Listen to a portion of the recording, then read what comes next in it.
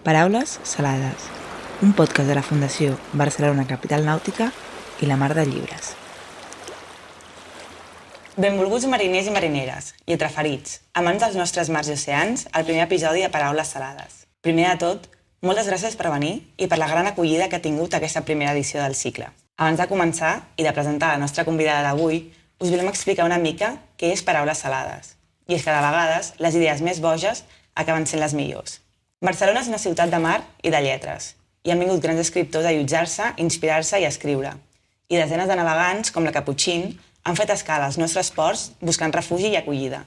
Tot i això, no existia un espai a la ciutat on poder juntar aquestes dues grans passions, el mar i els llibres. D'aquí neix Paraules salades, un cicle de conferències organitzat per la Fundació Barcelona Capital Nàutica, on ens trobem avui, i la Mar de Llibres, jo mateixa. Des d'aquí volem obrir el mar a tothom, fer-lo accessible i explicar totes les històries que ha viscut i que s'han escrit sobre ell. Per això, al llarg del cicle conversarem amb editors, escriptors, traductors de diferents gèneres de la literatura marítima, com avui, que parlarem sobre un relat autobiogràfic a bord del Taratarí, una petita embarcació de iute, però també parlarem de novel·les i altres relats on el nostre estimat mar n'és el protagonista. Ara sí, feta la introducció, comencem amb Paraules salades.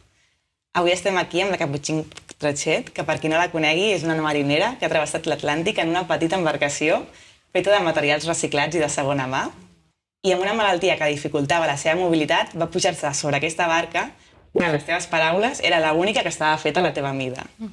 I és que abans que Taratarí arribés a la seva vida, Caputxin s'estava entrenant per participar a la Mini Transat. Tot i no poder-se classificar i estar ingressada durant molt de temps, el mar la va cridar, o millor dit, es va cridar ella mateixa al mar. I així, sense esperar-s'ho, ella i el Taratarí van començar un bonic camí junts.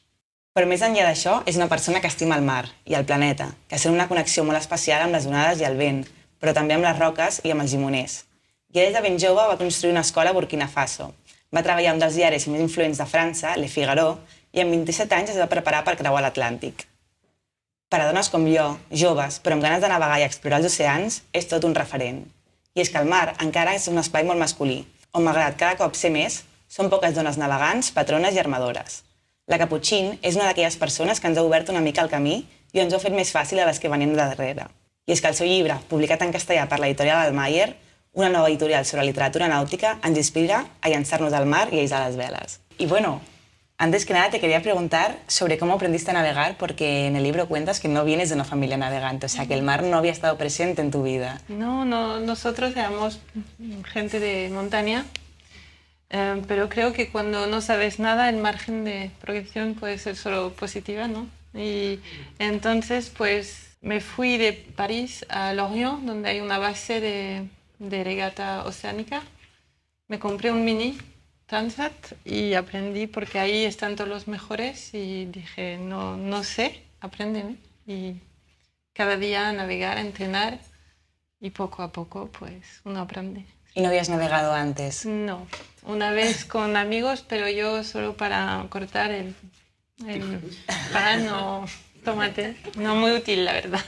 Mira, en tu libro dices, y cito tus palabras, a bordo no hay cabestrantes, ni espinakers, ni hay que hacer cambios de vela, y no es necesario ponerse de pie en ningún momento.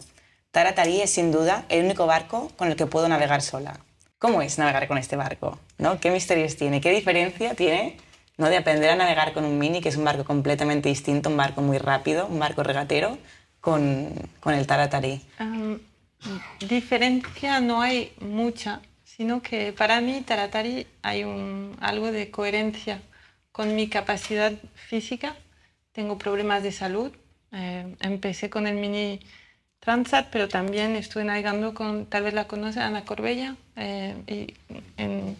Navegamos en el Campeonato Mundial de Clase 40, en IMOCA con otros amigos, en los trimaranes. Bueno, de todo muy fuerte, pero de hecho mi cuerpo no llega a manejar solo esos barcos muy, muy fuertes. La vela es enorme, el Mini Transat tiene 3 metros de ancho y yo no llegaba a subirme. Y la última vez que me fui a entrenar en el Mini Transat fue Charlie Dalin, que recién ganó el Vendée Globe, que me ayudó porque no llegaba. Taratarí es más pequeño, es difícil, pero mi cuerpo es capaz. Y creo que para lograr un éxito, cualquier proyecto necesita coherencia entre el barco y la persona. Entre cada uno de la tripulación. Debe haber algo que funcione, ¿no? Así que como pues es genial, pero creo que es un barco. Lo único es que eso, hay algo que funciona porque yo lo puedo manejar. Y hay un proceso de sanación compartido, ¿no? O sea, a medida que tú te vas sanando y que puedes empezar a estar más fuerte y a hacer más movimientos, ¿no? También vas sanando el taratari que estaba... Sí. Yo tuve durante 3 años estuve pasando de hospital al centro de rehabilitación y hasta, me operaron una rodilla, la otra pierna y acabé 7 meses tumbada en una cama en el hospital sin poder mover ni coger un tenedor ni lavar, nada, no podía hacer nada sola. Entonces cuando salí de ahí, del centro, no estaba curada, no necesitaba respirar y ahí mi secreto era cuidar al taratari, que era un barco un poco estropeado. Hacía cosas inútiles para el barco, pero muy útil para mí. Es decir, que necesitaba sentir que podía hacer algo de mis manos, ¿no? Y poco a poco, que eso duró 3 meses, pues hice eso en un varadero de un amigo en Lorient. Pues la cosa ha ido bien y tal podía volver a navegar y yo poco a poco pude volver a andar. Bueno, inútiles no, porque las muletas, por ejemplo, te fueron muy útiles durante... Sí, empecé a cuidar el barco en silla de ruedas y al cabo de 3 meses pues estaba ahí con mis muletas que se convirtieron en las crucetas. Todo un símbolo que yo no entendía bien en ese momento y mis amigos entonces en ese microcosmo, ¿no? de la regata oceánica poco a poco se enteraron de esto y unos que estaban preparando el Vendée Globe y unos me daban una polea, otros un cabo, otro un panel solar. Bueno, poco a poco me ayudaron unos, sí. Claro, de hecho hablas muchísimo de la solidaridad y dices que Taratari es un recipiente de solidaridad, ¿no? Claro, sí. Y esperabas también esta acogida, esperabas que el mundo marítimo desde el desconocimiento hubiera esta solidaridad entre navegantes de las tabernas, de los pantalanes, de los varaderos. Siempre se habla mucho, Sí. Se conoce, ¿no? la solidaridad de la gente del mar, pero no me esperaba tanto. Creo que hay 2 miradas sobre mi historia y mi aventura. Hay una mirada un poco de, ay, qué loca esa, eso no es un barco, eso no irás a ninguna parte, no lo puedes hacer. Y otro que me quieren ayudar. Creo que hay un poco de todo, como siempre en la vida, pero nadie se queda sin sentir algo viendo el barco. Claro, sí, sí, sí. Y eso es divertido. Sí, sí. Y bueno, un barco sin tecnologías, ¿no? O sea, que también lo hemos visto en el vídeo, cómo estabas apuntando tu posición. No hay motor, no hay ordenador, no hay electrónica, no hay gran cosa. ¿Y cómo gestionabas el mal tiempo, las olas, las veces que volcasteis, ¿no? ¿Cómo gestiones el tiempo, por ejemplo, sin tener acceso a la predicción meteorológica? Pues creo que hay mucha información allá afuera. Tienes las nubes que te dicen algo. Tienes el agua, el mar, te lo dice en la superficie, si está lisa o no, si la ola viene de aquí, hay una tormenta más al norte, pero hay una ola de viento que viene del este. Y pues con todas esas informaciones, saber lo que va a venir o no. Costeando por España, me acuerdo en Alicante, por ejemplo, estuve acogida por la organización de la Volvo Ocean Race y Gonzalo Infante se pasó un tiempo conmigo para preparar, me hizo el briefing de la Leg One, porque los Borg 70 iban en un sitio y yo igual. Ellos iban a buscar la presión bajo la nube, yo no, casi igual, pero también me explicó cosas de corrientes en el estrecho de Gibraltar. Bueno, es decir, que por una parte tenía todos los consejos de los que saben mucho, de mis amigos de navegantes de Bretaña también. Y en cada puerto pues le preguntaba a la gente de mar, más que lo más frecuente era a los pescadores. Por ejemplo, el delta del Ebro, cuando no lo sabes, es complicado y no tengo el ordenador que me va a decir aquí no vaya, no. Así que iba con la carta en un bar diciendo, ¿alguien me puede ayudar? Y le pido consejo y me dicen, porque no están acostumbrados a que a finales de diciembre una francesa en un barco de Bangladesh pregunte por cómo se necesita pasar, y creo que eso era buena cosa preguntar y pedir ayuda, porque para pasar el delta del Ebre pues necesitaba ir al sur, pero no, ellos me aconsejaron ir al norte durante no sé cuántas millas y lo hice y todo salió bien. Así que hay los consejos. Y después en el mar, pues cuando no ya hay nadie más con quien hablar, pues tengo eso, toda esa información que cuando tienes pantallas, alarmas, de todo electrónico que te dice qué hacer y cuándo y cómo, no te enteras. Pero hay tanta información y pensé, antes lo hacían así, porque yo no, porque no puedo hacerlo, ¿no? puedo ver eso. Y salió bien, sí. Claro, es que de hecho le llamas navegar así, navegar con dulzura, ¿no? Dices, Sí. no navego lento, yo navego con dulzura. Sí, porque hay no sé lo que opinan, pero me parece que hay algo muy negativo en la cosa lenta, ¿no? Sí. Y creo que cuando no puedes ir rápido, por ejemplo, para pasar delante del puerto de Valencia, mucho tráfico y barco rápido, ¿no?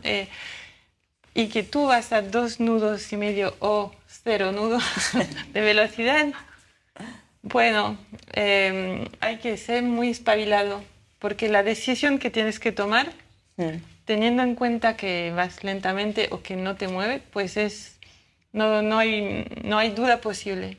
Es decir, que cuando creo que viene ese carguero en rumbo a mí y creo que hay colisión, lo tengo, no sé cómo lo llamas, como un compás que te dice la... Realidad. Compás de realidad. Eso. Pues entonces me lo apunto y no hay duda, nos vamos a chocar. Entonces eso no es posible. Yo sigo con mi rumbo y cuando estoy bastante cerca, entonces me pongo a 90 grados de su ruta, ¿no? Para enviar una señal que es no soy una basura en el agua, sino que sé lo que hago, y es porque él si ve en su pantalla, si no me ve con, bueno, ¿no? Si no me ve con sus ojos, Claro. y que ve algo que hace un 90 grados de cambio de ruta, pues basura no soy. Claro, normalmente. te ve. Bueno, y entonces vas lentamente, pero debes estar siempre muy espabilado. Es decir, dormir 10 minutos porque en 15 minutos pues ese punto en el horizonte se convierte en algo enorme que te come. Sí, te encuentras con cargueros que te están Aquí, sí. justo Por delante. eso es algo, hay lo negativo de lo lento, pero yo no lo veo así. Creo que es algo que es bastante de moda, el slow life y todo. Sí. Pero que necesitas tenerlo bien claro y sin dudar. Es decir, una decisión, tal vez me equivoco, pero hay que tomar una decisión. Y bueno, si puede ser buena, mejor, ¿no? Sí. Pero eso, creo que por eso hablo de algo más dulce, Sí, porque sí. es así como lo veo, muy, no sé, cuando estás 3 días sin poder avanzar, ¿no? Pero que estás como una tortuga, es genial. Claro. Ves magia que tal vez corriendo no podría Claro. ver. Y hablas de dulzura y también de... Bueno, a mí lo que me ha gustado mucho del libro personalmente es que, claro, o sea, la navegación en sí es una parte, pero no es una parte tan importante, ¿no? También le das mucha importancia cuando llegas a los puertos, cuando hablas con la gente, cuando te acompañan para cruzar el puerto de Valencia, porque si no, Sí. no hubieras podido. Y me gusta mucho eso que dices de que es una aventura que no es una aventura sola, ¿no? Sino que es una aventura que ha participado muchísima gente, ¿no? Como con esta dulzura también, que es una dulzura que también es compartida con toda la gente que por el camino te ha... Sí, claro. Para mí toda esa aventura no era cuestión de desafío, de ningún reto, no sé qué. Si no hay placer, si tengo demasiado miedo, lo dejo. Pero el hecho de zarpar del Mediterráneo y llegar aquí en Barcelona, me encontré con mi hermano el día en que su niña nació. Eso ya empieza la magia, ¿sabes? Sí. Yo he vivido unos años en Barcelona y entonces, no sé, es todo genial. ¡Ay, qué bien! ¡Ay, qué bien! Y cada nueva etapa era algo genial, nuevo. En la Ampolla, pues me ha acogido una familia el Día de Reyes, yo sola en mi barco. Y se ve que ese pueblo, pues, todas las familias se reúnen y los reyes, pues, llaman niño, cada niño, ¿no? Y de repente me llaman a mí, me siento en las rodillas y me regalan un gorro. Y era genial porque esa familia no la conocía de nada, pero ese día fueron familia, ¿sabes? Claro. Y eso siempre, y en cada puerto, cada momento, cada persona que conocí, pues 10 años después seguimos en contacto. ¿Ves? Y entonces, pues esa historia, sí voy sola, a veces con un compañero, Sí. pero no es nada solitario, Sí. hay la gente y después hay toda la vida, digo, el océano es la vida y eso después hasta las estrellas son tu familia. Sí, sí, y bueno, de hecho, cuando has dicho eso de que tú quieres navegar disfrutando, en un momento Maxim nos dijo, yo de aquí me bajo, que yo aquí no estoy disfrutando, pero después vuelve y te acompaña otra vez. Y hay una cosa que me ha parecido súper interesante y es que en los barcos se grita mucho, como mínimo mi experiencia es que en los barcos, joder, caza la escota o no sé qué, y se grita muchísimo y es como un ambiente así, y tú dices, no, en mi barco no se grita y no se habla así, pero a la vez tienes momentos de tanta tensión como cuando cruzas el estrecho, que digo, no sé, ¿no? Desde la máxima admiración, cómo haces de esos momentos que son tan duros a nivel del mar, ¿no? Que tienes tanto viento, que tienes tantas olas, que tienes como todo en contra, de todo y así mantener la calma y no reproducir esta... Pues hay varios elementos en esa respuesta que te puedo dar. Es que primero todo eso viene después de un tiempo largo en el hospital, donde hay mucho silencio. Tengo en ese momento en el Mediterráneo no lo sabía, pero tengo una enfermedad que es mucho cansancio y mucho dolor. Eso te toma energía. Así que lo poco que queda, Claro. no lo quiero gastar en gritos, no sé. Hay algo que es más suave, más dulce. Claro. Y cuando se pone difícil todo, por ejemplo en el estrecho, pues bien, entra miedo. Pero el miedo, porque el barco lo ves, es chiquitín, Sí.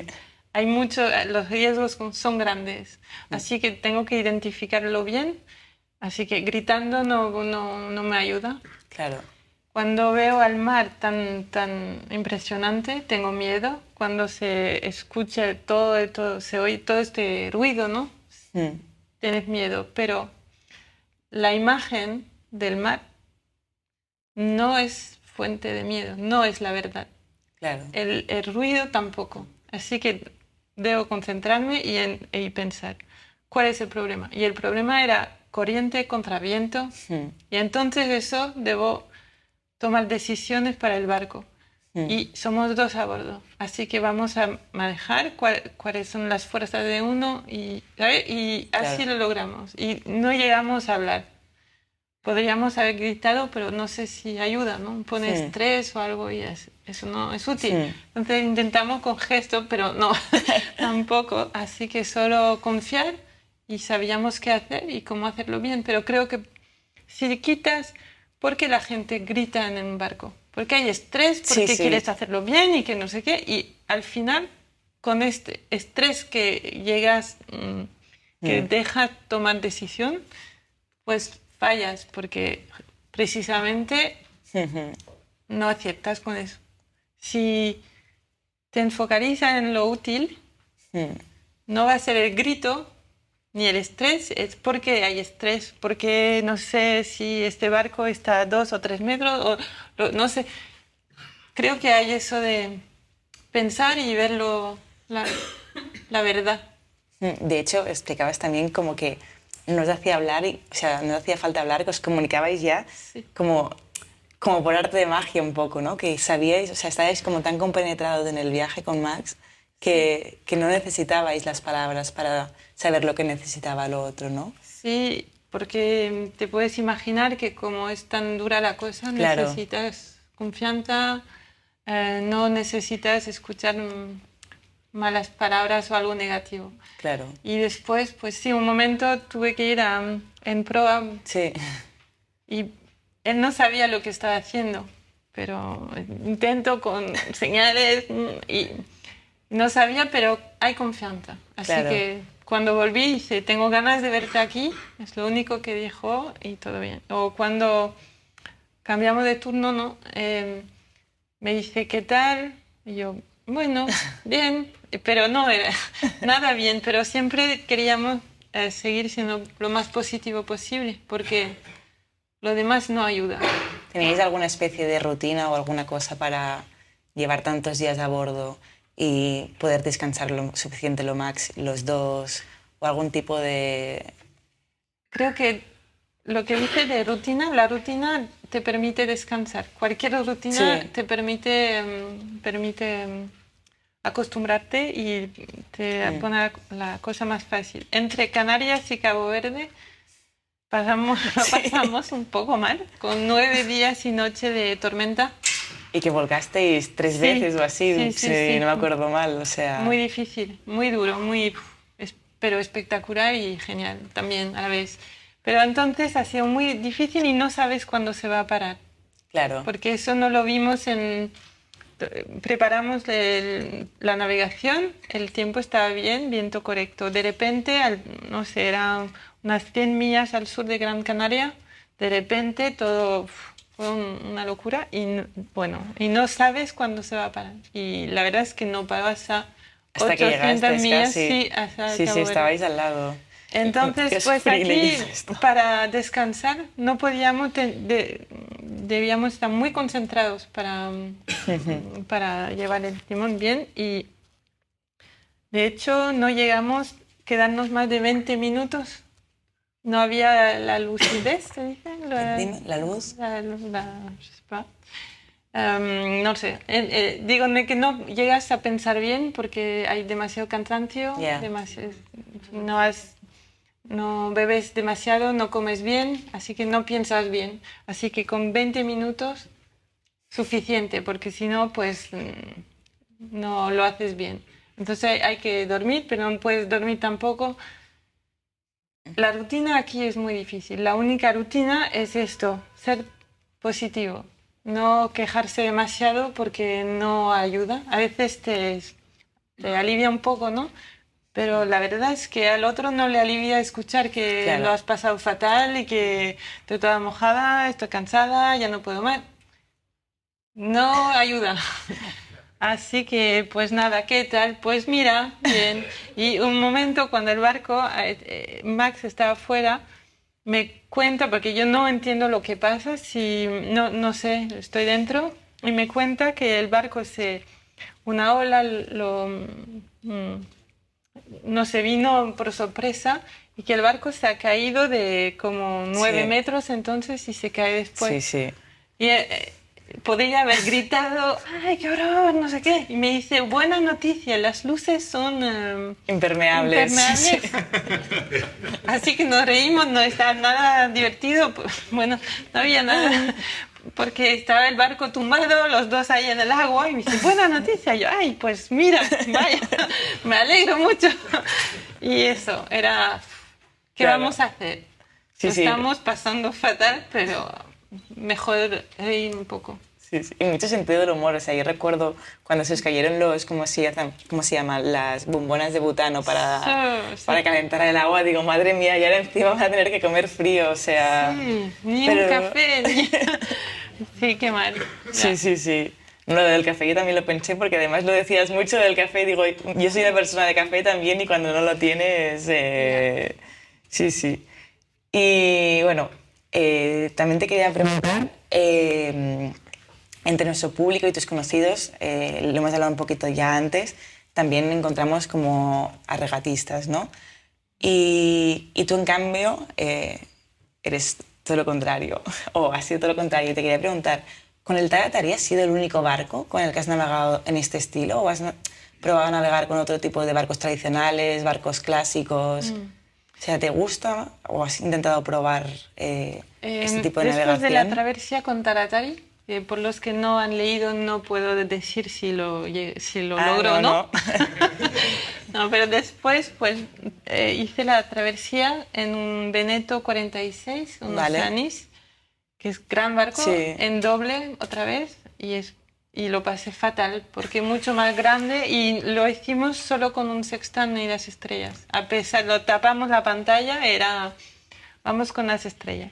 Pero lo pasé fatal porque era todo más grande, lo que te contaba al principio. Ese barco, nadie me dijo, ay, qué peligro, qué loca, una locura de ir a navegar.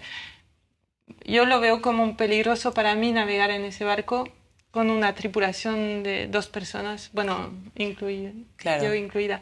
Después fue otra vez con la misma filosofía en otro barco de yute. En el océano Índico, sí.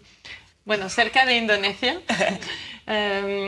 Igual, en veleros clásicos también sí, pero a la gente le gusta mucho ordenador, pantalla y a mí no me encanta.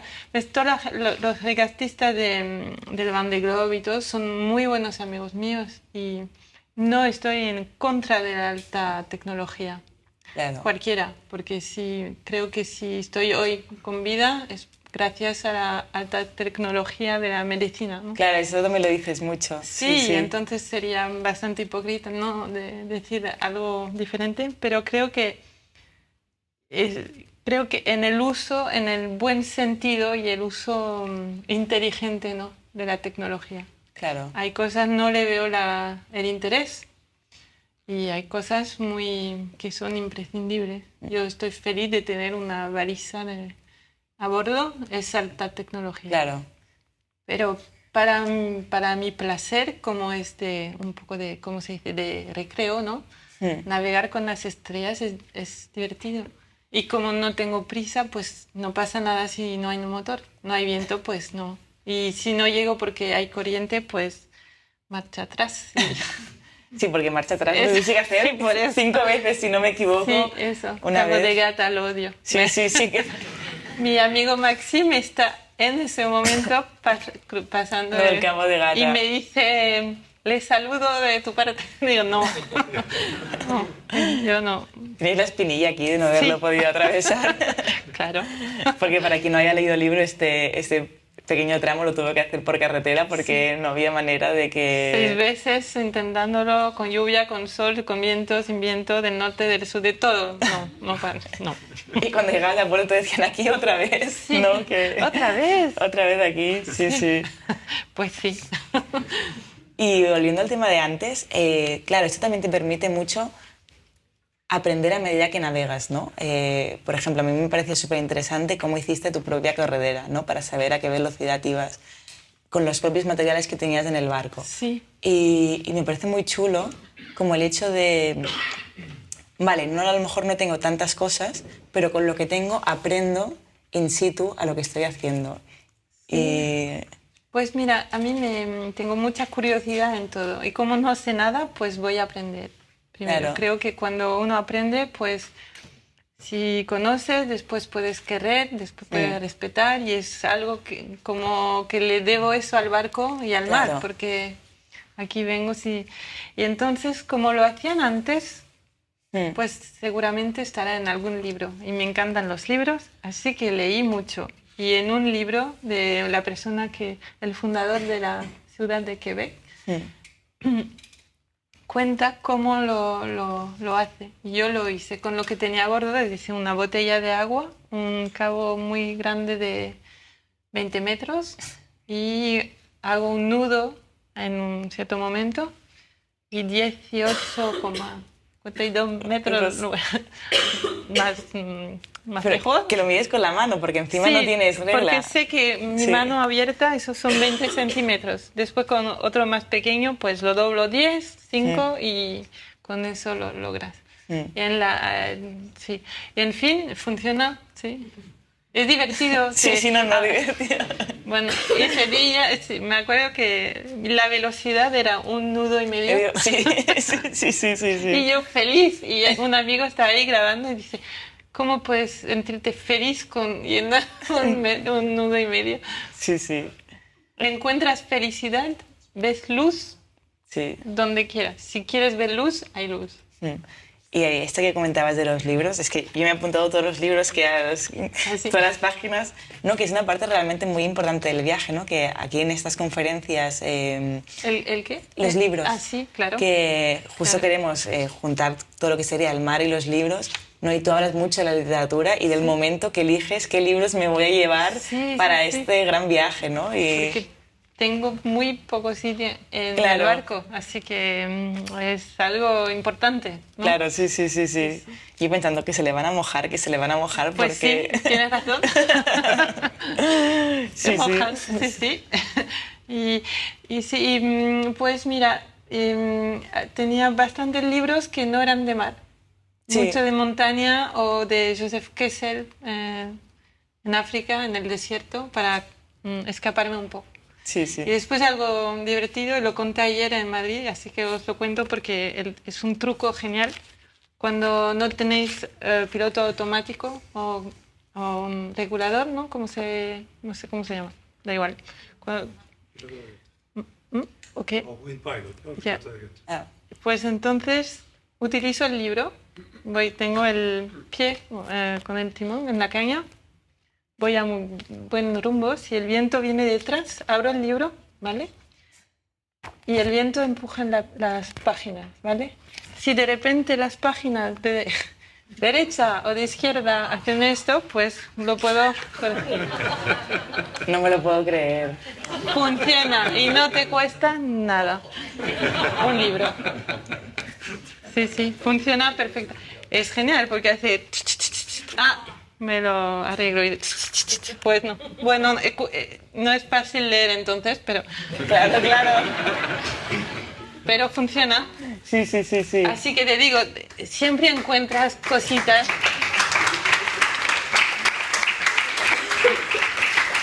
Y es divertido y no pasa nada. Igual estoy haciendo no sé. Igualmente el barco en el Atlántico baila mucho porque no hay quilla, así que baila. Que lees, bailas y todo bien. Bueno, la vida, leer ¿no? poco. Sí, he leído bastante porque me encanta leer, que también con el cansancio, pues leer a mí me descanso porque no pienso en nada. Estoy leyendo, estoy viajando, de repente pues estoy metida en los Alpes, ahí en medio del Atlántico, es genial. Sí. Y no sé. ¿Y nos recomiendas algún libro?